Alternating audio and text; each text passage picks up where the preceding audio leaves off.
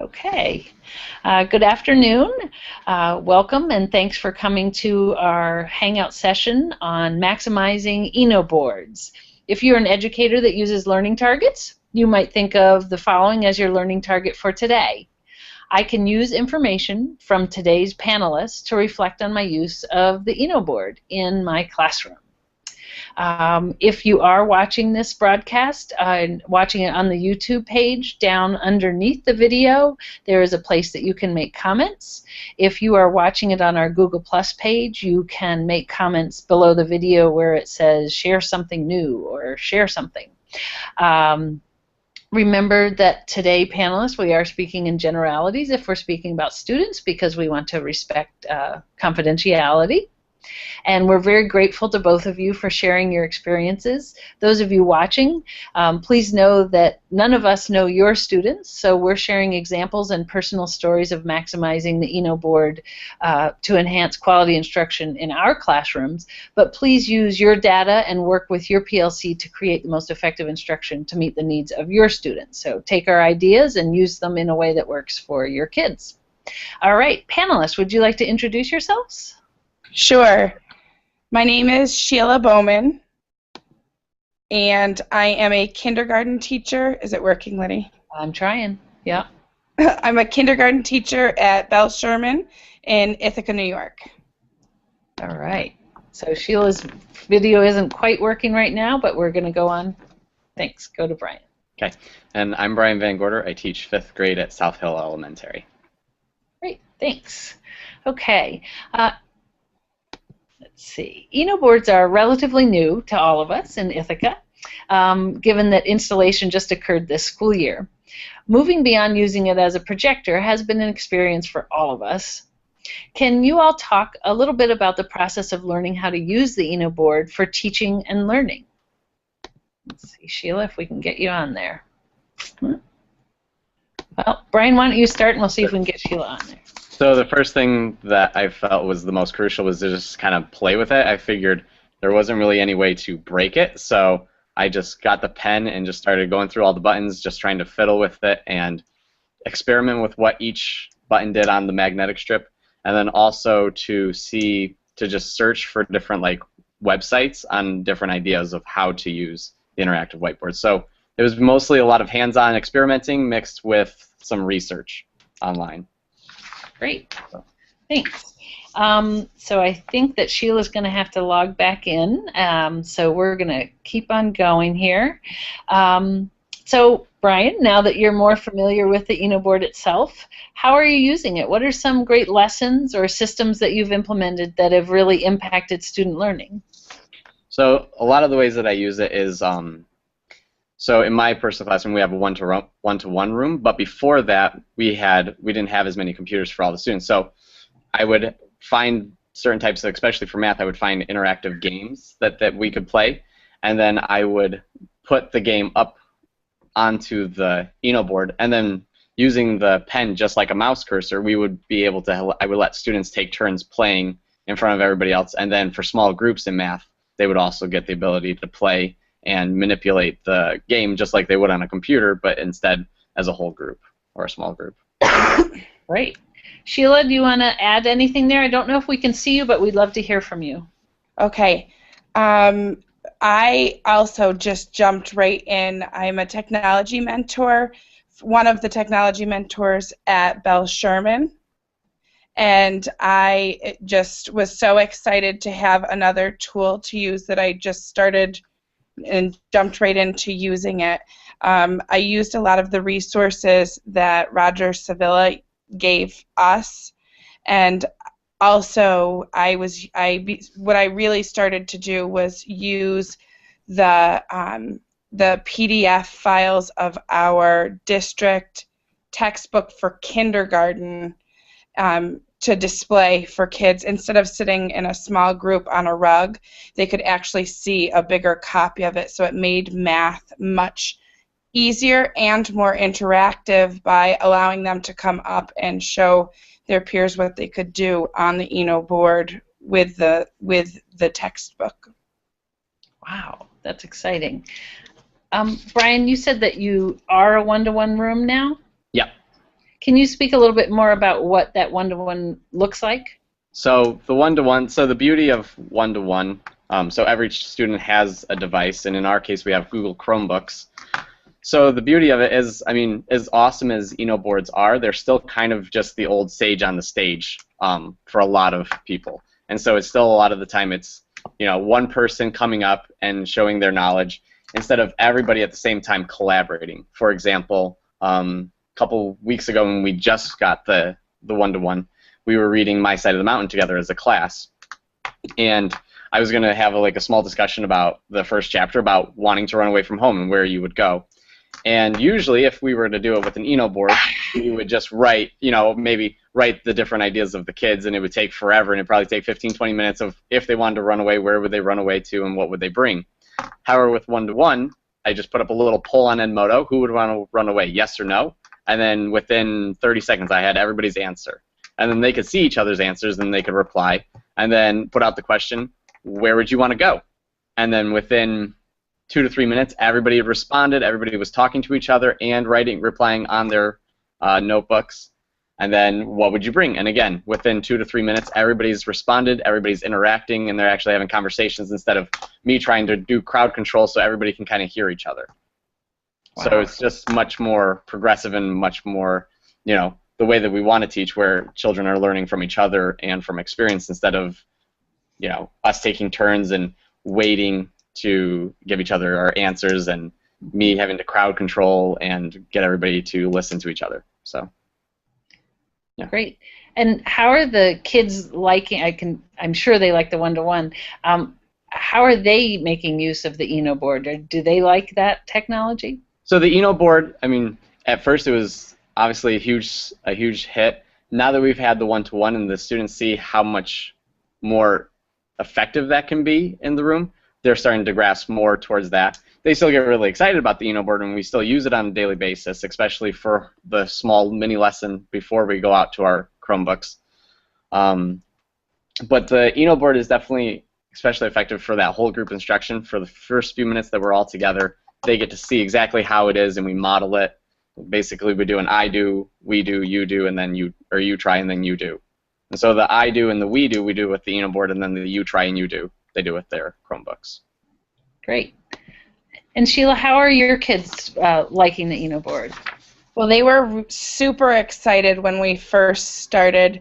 It was something new and very, you know, the novelty really has not worn off. They love it when we can do more interactive things where they get to come up and show what they know. Right now we are doing a thematic unit on insects, and one of the great sites that I have found through Scholastic is where they get to build their own bug. So they have to know that they need 3 body parts, 6 legs, so they're putting it to really good use, and they get to create their own insect, and then what happens is they click on a little, you know, link next to it after they have created it, and it tells whether it's a real insect or it's a made-up insect, and so that's really fun. And then we've taken it to where we get to name our own insect. So it just the possibilities have become limitless for, you know, for what we want to do with it.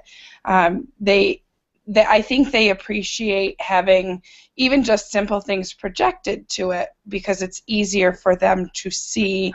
It's helped with management because they're in they're sitting in a chair rather than rolling all over the rug. And of course, I mean, it's kindergarten, so you know it's probably a little different than 5th grade, but they are really enjoying it. We've been able to. I wasn't really able to share certain websites like Tumble Books, which is a great resource for kids to listen to stories. It's less of me and more of something else, and so that they get to see words and pictures sort of come to life on a screen there. And then we use it also with Raz Kids, where they can come up and we can do word hunts within specific books. I can use it small group or whole group if we're working on a whole group lesson. Small group if I have some really specific targets that I'm trying to hit with kids. You know, it's they're excited. I was able to hook my iPad wirelessly to to the Eno board, so I can give directions. We're working on having more iPads for the rest of the class to use, and so I can give directions on a bigger screen than trying to hold up my iPad and then see exactly what I'm asking them to tap and touch and do. They can see it in a bigger view. Wow. And the wireless software she's talking about, so the school, so our district I think has Reflector. There's a couple others like Air Server. Usually costs about, so if you go through self-service it's free. Otherwise it's like $10, pretty minimal.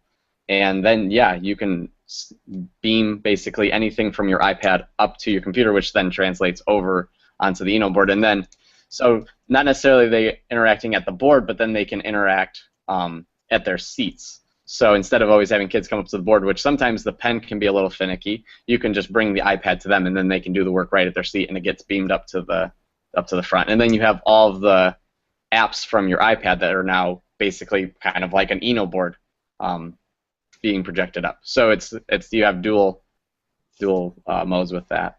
The kids have really enjoyed using having the iPads. We've used it with some handwriting apps, and so it's great because I can do a really gross motor handwriting lesson for kids who have some tricky fine motor things. It's nice for them to be able to see me do it and then have it projected, and then they can do it in turn on their iPads. So. Great. So you both said that you hooked your iPads up wirelessly, and Brian, you referred to a way to do that. Could one of you guys just walk through, if no one's done this, like how can a teacher do that? So I guess the easiest way is that pretty much all of the libraries, they have one of the white adapters that will hook up to your VGA, or that little blue cable that hooks into the computer, or into another adapter that goes into your laptop. So that's the easiest way. I mean, it's not wireless, but it still gets the idea. And then wirelessly, if you have a Mac, the easiest way to do it is to go to self-service, and I think it's still there. It's a software called Reflector, and then you install the Reflector, and then it should walk you through the process. And then on your iPad, if you on the new iOS 7, if you pull up, so if this is my iPad, actually on my iPhone, and if you pull up,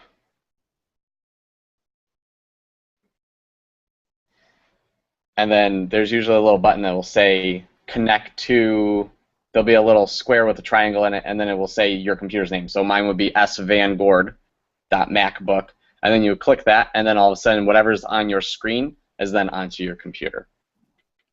Great. So then we could also always talk to our tech mentors who could help us get through that, but knowing that you want to hook your iPad up to your Eno board is the first question to ask, right? Yeah. Right. Yeah. Okay. Great. So you guys have talked about, a lot of ways that you're using that. Are there other types of software or websites that you found that have been particularly helpful when you're using the Eno board? Sheila, you want to start? I can, yes. For the younger elementary grades, Starfall has been awesome. I use more, I would say, websites than I do software, because there's not a lot of options. We have not currently been able, at least I haven't been able to hook into Smartboard yet. We're looking to see if it works, if we can download the Smartboard software to see if it is compatible with our Eno boards. But I use Starfall all the time, and I'm excited to use it more in the beginning of next year. We hadn't had our Eno boards hooked up yet, so I'm looking forward to doing more Starfall on the Eno board with everybody. Again, I said Tumble Books, which our district does not have. We don't have access to it, but I have other ways to getting into it. Raz Kids is a great website. The Thinkfinity through Verizon. I did a lot of just going in and looking for options as far as websites go. Great. Brian, you want to add to that? Yeah, so in 5th grade we do a lot of geography, and so Google Earth is perfect for this. And Google Earth has all of the, instead of just Google Earth has all of the controls also built onto the screen. So the pen, it lends itself really well to a pen. So you can zoom in and out, rotate, spin around, and then so that's Google Earth. And then Google Earth also has extensions so that you can see historical maps, and then they can get laid right on top of a current map, so you can see the geography and how political systems have changed and boundaries and whatnot. If you just, like I was saying earlier, any math or ELA game or any game period that can be played on a computer can easily be played on the Eno board as well. Brain Pop has a lot of those types of games, drag and drop games, Manga High. And then one other thing that works really well is for the upper, well actually for all of the grades, because in kindergarten, when I taught kindergarten, we would do close reading with pictures. And annotate, so you pull up a picture and then you can annotate over it, so you can write and you can circle and you can highlight the pictures. And then obviously with the upper grades, you can do it with the text, so you highlight certain features of the text and then you point, and then all the students can write on it. And then what we do is we'll take a screen capture of it, which is the one of the buttons on the magnetic menu, and then we will then put that onto our website so that the students have that as a reference always. Nice. Great. So I think as a part of this, you've been talking about some of the tips that you have found useful, like using the screen capture. Do you have any other sort of tricks or tips that you would give to other people that are maybe just beginning to use it or just want to move forward in it? I think immersing yourself, just jumping in and trying it. One of the things that I did early on that I really enjoyed doing, we were working with our library teacher, Caitlin Bryant, and we had found a graphic organizer for, it was a sandwich graphic organizer, so for beginning, middle, and end. And we were working on a class story, and rather than kids having to write on their own sheets of paper, we took class notes. And what was really great was that I was able to send it to the printer. So I didn't have 23 pieces of paper floating around with everybody's ideas on it. I just had one piece. And I was able to save it as a PDF so I could open it back up with my notes already on it, and we could add to it or change or do what we needed to do with it. So how did you send it to the printer? We can see your board there. I'll pull my strip down. That's exactly what we need. No, because I'm on computer right now. So on this magnetic strip, there is a little printer button, and when we were finished, all I had to do was tap that with my pen, and it sent. They're all, it's all hooked right to our printing systems because it comes from the computer. It's a command from the computer. So it was great to be able to do that, and then I could bring it back and show the kids, look, we took notes. I didn't have to use my easel or a piece of, a big piece of paper. We could just capture everything we needed. And when it captures it as you wrote it, like it takes a picture of what you wrote? Exactly what I wrote. So then if a student writes something, what they wrote is captured in their writing, or their picture is captured there. Correct. Great. So I think that's a great resource for teachers to know that although it seems as though how am I going to capture this, we have those, all on that strip are many ways to capture what's been going on. And, Brian was talking about the screen capture. Is that another, on that strip, is that another place to click? Yes, my strip's across the room, but yes, there's if I remember correctly, I think it's a picture of a camera. But it's one of the standard buttons where, yeah, you press it and then it takes a screen capture, and then it has, a folder, a designated folder, and then you can change that to where those photos end up going. I think for me, one of the tips for other people is that sometimes, from a lot of people in the building, they've said that they've just gotten so disgruntled with the pens not always being very reliant and reliable. So I think the biggest thing is to fiddle around with it on your own time instead of trying to immerse yourself in the middle of a lesson and then get aggravated and then just kind of give up on it. Do it after school, do it before school, do it on your prep time. Just fiddle with it for a few minutes and get used to how everything works with it.